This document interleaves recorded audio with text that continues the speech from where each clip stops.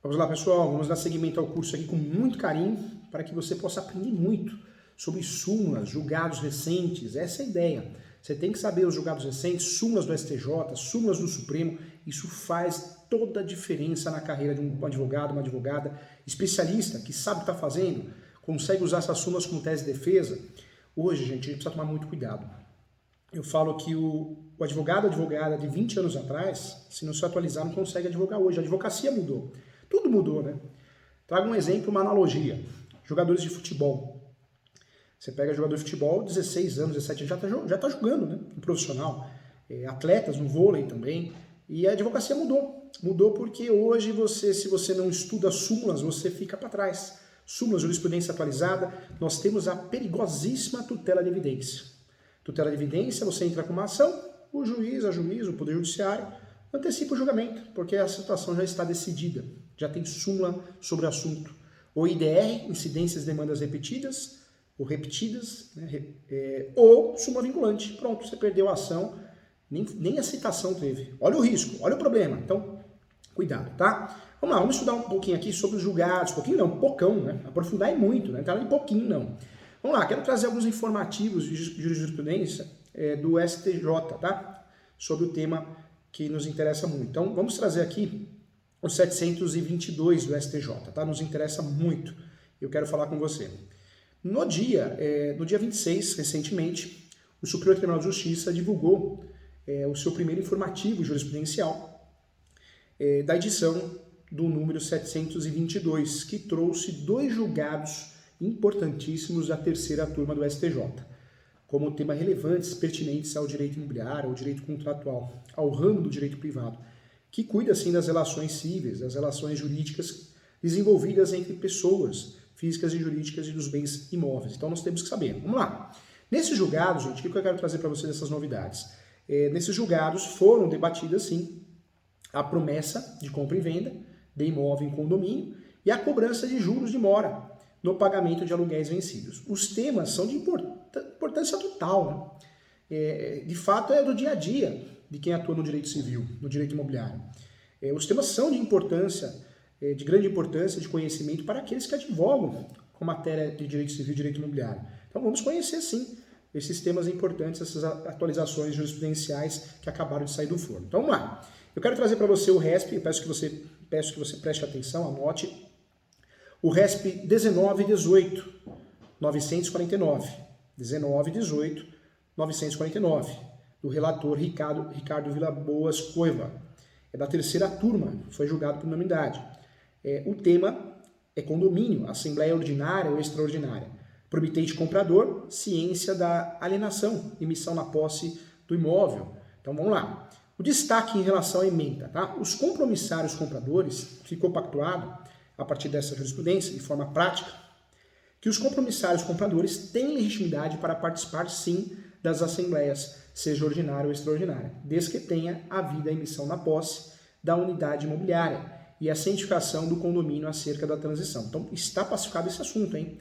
Os compromissários, de fato, compradores, têm legitimidade para participar das assembleias ordinária e extraordinária, desde que tenha havido a emissão na posse de unidade imobiliária e também a cientificação do condomínio acerca da transação. Então, julgado interessante, julgado recente, que merece uma atenção especial. Mais um julgado que eu trago para você, muito importante também, é o RESP 19.29.806. Então, anota aí, 19.29.806. Esse julgado também nos interessa muito, também da terceira turma. O tema é ação renovatória de locação e também trata de diferença dos aluguéis vencidos, termo inicial dos juros de mora e o prazo fixado na sentença transitada de julgado e também intimação para o cumprimento de sentença. O destaque dessa emenda, desse acórdão, o termo inicial dos juros de mora relativo às diferenças dos aluguéis vencidos será a data para pagamento fixada na própria sentença transitada de julgado. Então atenção aqui, ó, que novidade importante. O termo inicial dos juros de mora relativo às diferenças dos aluguéis vencidos será a data para o pagamento fixado na própria sentença transitada e julgada, ou seja, a mora ex re, ou a data da intimação do devedor. Isso também é previsto no Código de Processo Civil 2015, no 523, para pagamento da fase de cumprimento de sentença. Então também um julgado importante, também um julgado que nos interessa, também algo novo, né, que merece uma atenção especial também. Então trago para você com muito carinho aqui. Então tudo que surge de novo a gente precisa estar atualizado. A ideia é essa, né? Então precisamos sim estar atualizados para poder ajudar nossos clientes de forma relevante. Então isso faz toda a diferença. Vamos lá, tem mais informações. Outra informação relevante, recente, que modificou também o direito contratual, o direito imobiliário.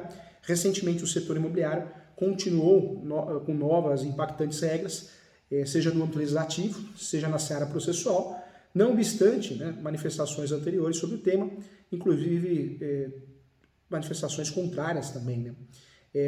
Importante trazer a Lei 14.382, 2022, 14.382, 2022, que foi responsável por trazer grandes alterações na legislação registral imobiliária.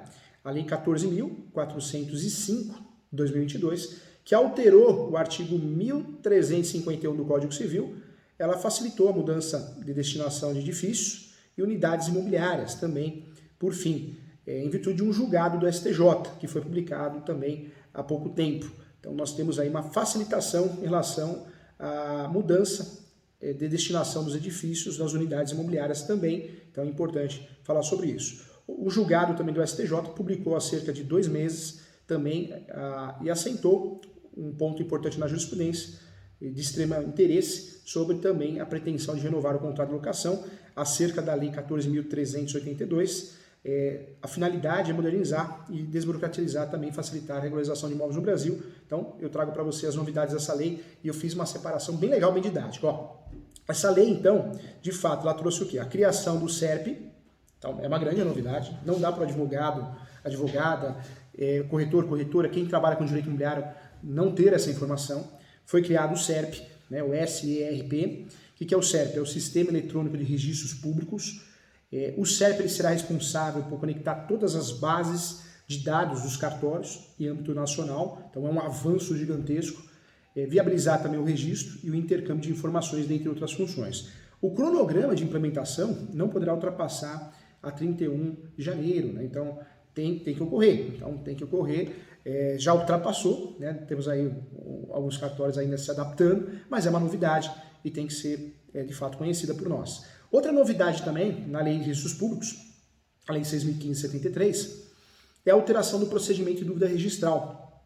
Com a nova lei, o registrador de imóveis deve emitir nota de exigência e registro da matrícula no prazo de 10 dias úteis, ao invés de 30 dias corridos, reduzindo também quase pela metade o tempo para a obtenção de uma resposta, prazos mais curtos, inclusive a expectativa de maior celeridade na solução das demandas. Mais uma inovação que nos interessa muito é a regulação na adjudicação compulsória.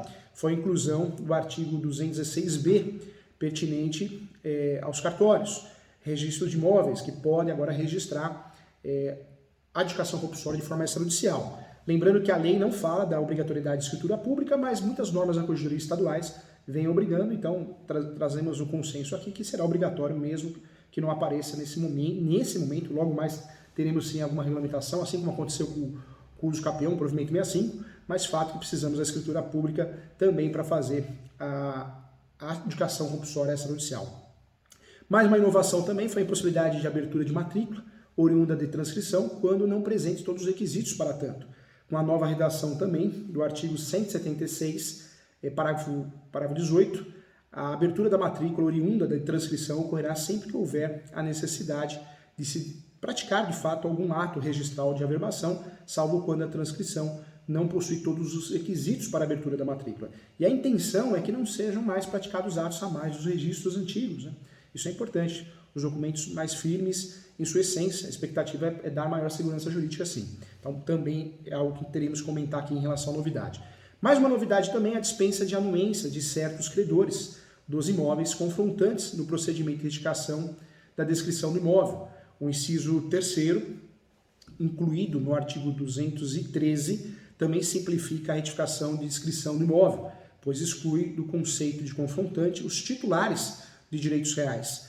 de garantia hipotecária. Então isso é importante. E os titulares de crédito vencendo, em que há vinculação temporária da propriedade imobiliária à operação de crédito financeiro. Também a ideia é menos burocracia, expectativa de efetividade de procedimento retificatório, né? Mais celeridade.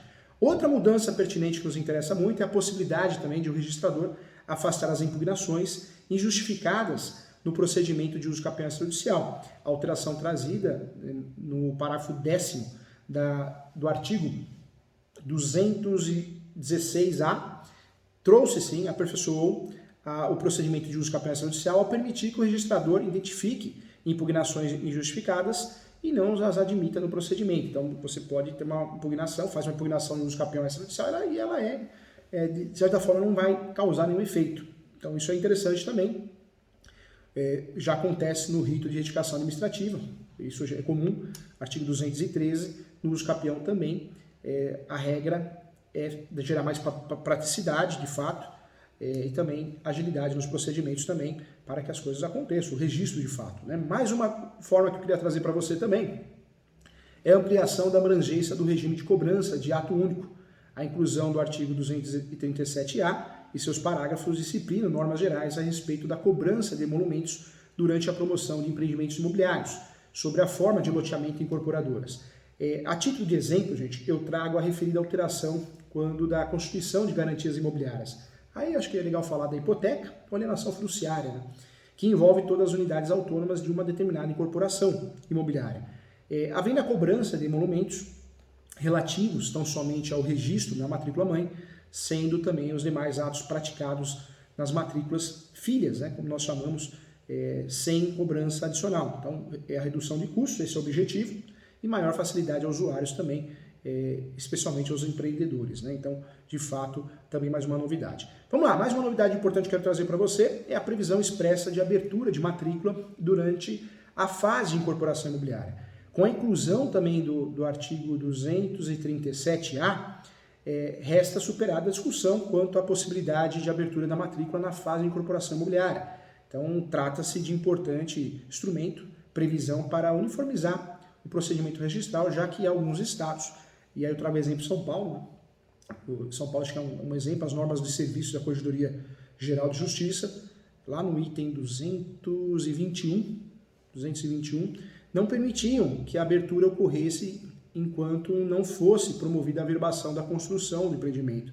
Então, também a ideia é gerar mais facilidade ao usuário e também procedimentos uniformes. Eu acho que o cartório precisa muito disso, né? Um estado faz de um jeito, o estado faz de outro. Então, isso, claro que tem o princípio da autonomia do cartório. O cartório é delegação do Tribunal de Justiça, é o judiciário atuando também, de certa forma, por delegação, mas a gente precisa de uma padronização para melhorar o atendimento. Não só nos cartórios, mas no judiciário também, né? Então, acho interessante isso também.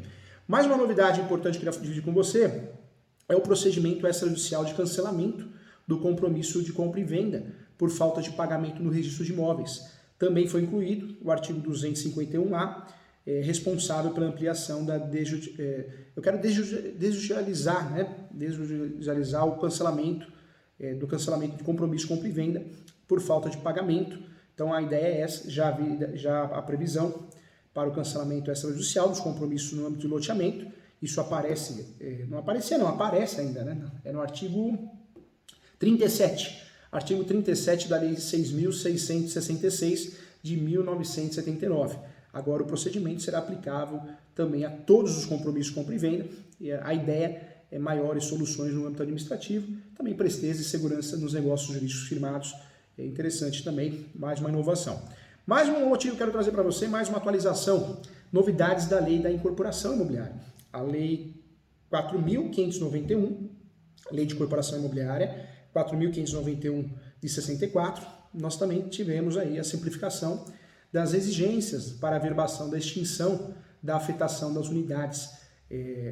Isso é interessante. Por que essa simplificação? A simplificação das exigências para a averbação da extinção da afetação das unidades não negociáveis, isso facilita muito, né? E essa é a ideia. Foi isso que aconteceu, essa alteração na lei. As mudanças contidas na lei alteraram, sim, o artigo 31E da Lei de Incorporação Imobiliária, passando, sim, a prever que com a quitação integral, preste atenção, com a quitação integral dos compromissos em relação ao agente financiador do empreendimento, e com a averbação de construção, ou seja, a afetação das unidades não negociáveis, será cancelada mediante a averbação sem conteúdo financeiro do respectivo termo de quitação na matrícula matriz do empreendimento ou nas respectivas matrículas das unidades imobiliárias eventualmente abertas. Então também mudança interessante, sai do forno, né? Mas gera maior praticidade sim, sem afetar a segurança jurídica, eu também acho interessante. Vamos lá, mais uma mudança que merece atenção, que é de fato a exclusão da obrigação do incorporador de encaminhar de forma trimestral, né, ou trimestralmente, informações aos adquirentes das incorporações a prazo e preço certo. A lei alterou isso, hein? Então atenção, hein? Você que trabalha muito com corporação, a lei alterou o artigo 43 da Lei 4.591, de 64, com a mudança dispositiva, a obrigação do envio de informações à comissão de representantes persiste tão somente no que tange ao envio demonstrativo do estado da obra e da sua correspondência com o prazo pactuado para entrega do conjunto habitacional, ou seja, do conjunto imobiliário, né? Então, fique atento. A modificação pretende adequar, sim, o dever de informação imposto ao incorporador ao direito, né, de proteção aos dados pessoais, assim ao envio de informações detalhadas dos adquirentes, que continua a ser um direito dos interessados, mas deixa de ser uma obrigação trimestral imposta ao incorporador. O dever persiste sim, porém, que haja em lei prazo, né, para o cumprimento da obrigação, então também achei uma mudança interessante. Vamos lá, mais um ponto interessante, mais uma novidade, a intenção do curso é te atualizar, deixar você dentro da briga, dentro do jogo, de forma bem atualizada. Obrigatoriamente, nós temos sim uma situação importante, a obrigatoriedade da promoção da incorporação imobiliária para aqueles que realizam atividades de alienação de lote, objeto de parcelamento do solo, quando a alienação for vinculada à construção de casas. A lei também modificou o artigo 68 da Lei 4.591 de 64. As alterações promovidas passam a incluir, gente, no conceito de incorporação imobiliária, a alienação de lotes resultantes de parcelamento do solo, quando vinculada à construção de casas isoladas ou geminadas. Com a mencionada inclusão, aquele que lotear, né, desmembrar, mas realizar as alienações dos lotes vinculados às futuras edificações, ficará sujeito ao regime de incorporação imobiliária, sim, podendo inclusive se beneficiar do regime especial de tributação, acho que essa é a ideia também, e nesse caso a sujeição ao regime de incorporação imobiliária não resultará na instituição de condomínio edilício, então também o objetivo é a extensão do regime de incorporação imobiliária e maiores benefícios para todos. Né? Sobre a Lei 14.405, de 12 de julho de 2022, que foi oriunda da PL 4.000 de 2021, apresentada pelo senador Carlos, na época, Portinho, né? Em novembro de 2021. Ela modificou o artigo 1351 do Código Civil, que até então previa que a alteração da destinação do edifício ou da unidade imobiliária dependia da aprovação pela unidade dos condomínios. Agora a lei define a possibilidade, de fato, de mudança da destinação do edifício, da unidade imobiliária, pela aprovação de 2/3. 2/3, anote aí, 2/3. Então a lei definiu a possibilidade de mudança da destinação do condomínio com a unidade ou da unidade imobiliária, pela aprovação de 2/3.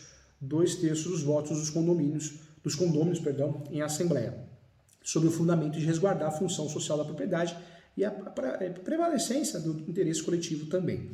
Outro ponto também vale destacar que é a relevância da lei para o mercado imobiliário, uma vez que o setor experimentou forte oscilação nos últimos anos, né? Então relacionada a diversos fatores econômicos, geográficos. Então a ideia é essa, abrir e ajudar o mercado imobiliário. Então um avanço importante. A Lei 14.505 trouxe grandes alterações significativas de fato, né?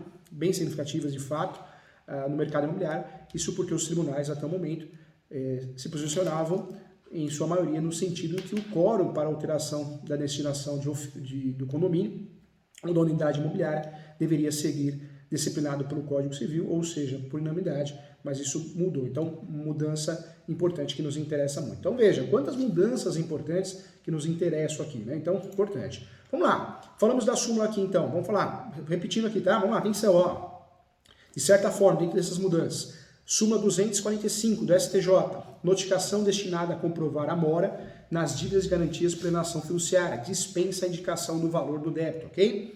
Vamos lá, mais um assunto importante. Então, voltando, hein? Súmula 298 do STJ. O alongamento de dívida originada de crédito rural não constitui faculdade de instituição financeira, mas de direito do devedor nos termos da lei. Mais uma súmula que nos interessa do STF, agora do STF, mudou, hein? Essa súmula é muito interessante para nós. Prescreve a execução no prazo de prescrição da ação. Está estipulado, está resolvido isso. Súmula 150 do STF. Mais uma súmula do STF. 159, hein? A cobrança excessiva, mas de boa fé, não há lugar a sanções do 1531 do Código. Então, essa súmula ainda o entendimento prevalece, hein? Apesar de ser uma súmula do antigo Código, ela prevalece o entendimento sim. Em relação aos contratos, o que nos interessa aqui? A súmula 293, a cobrança antecipada do valor residual garantido, VRG, não descaracteriza o contrato de arrendamento mercantil. Também está pacificado no Superior Tribunal de Justiça. Mais uma súmula do Superior Tribunal de Justiça, hein? Note aí, 369. No contrato de arrendamento mercantil, leasing, ainda que haja cláusula resolutiva expressa, é necessária a notificação prévia do arrendatário para construir o imóvel. Então tem que notificar. Súmula 369 do STJ, hein? Súmula 28 do STJ. O contrato de alienação fiduciária em garantia pode ter por objeto bem que já integrava o patrimônio do devedor. Eu já tinha falado aqui, inclusive o financiamento imobiliário, hoje eu posso financiar um imóvel dando um imóvel que eu já tenho em garantia. Então, essa súmula vem impactar bem isso.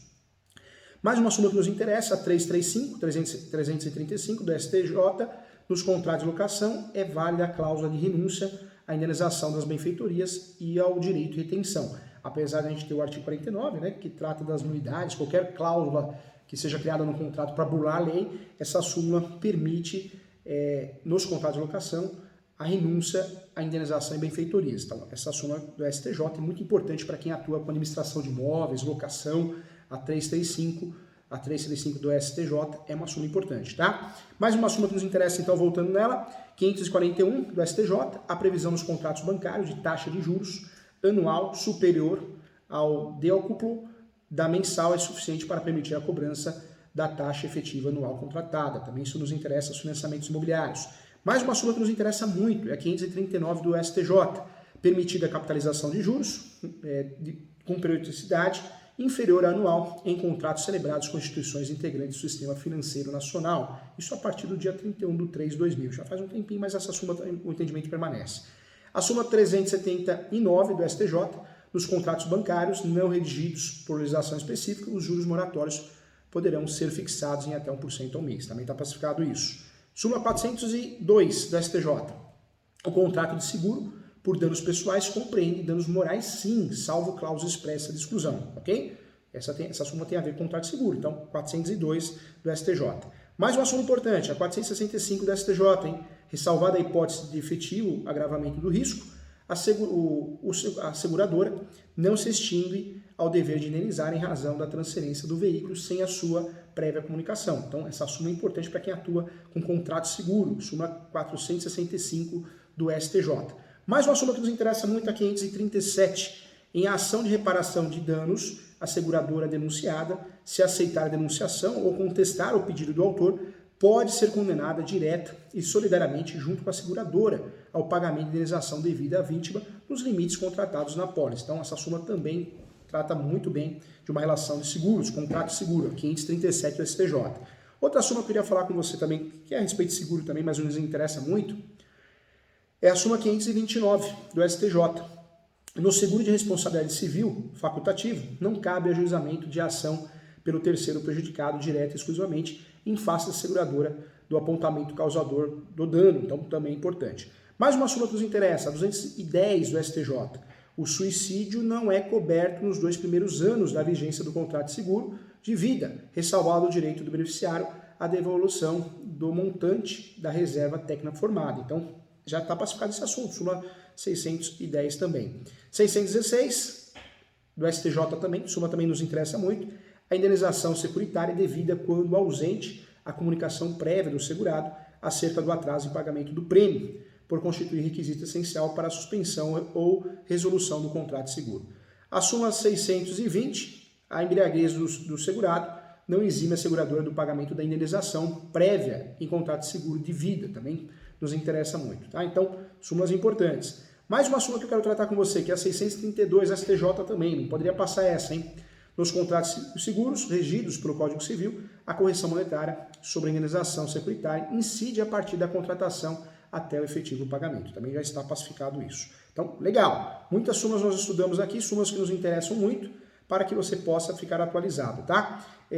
Outras súmulas que eu quero trazer para você, que também eu separei aqui em relação ao que pode aparecer dentro dos contextos contratuais, eu quero trazer para você também a súmula 322 do STJ também, que para a repetição do indébito nos contratos de abertura de crédito em conta corrente não se exige a prova do erro. Tá? Então também acho que ficou pacificado, um caso recente aqui no escritório também, nós conseguimos ganhar com base nessa súmula.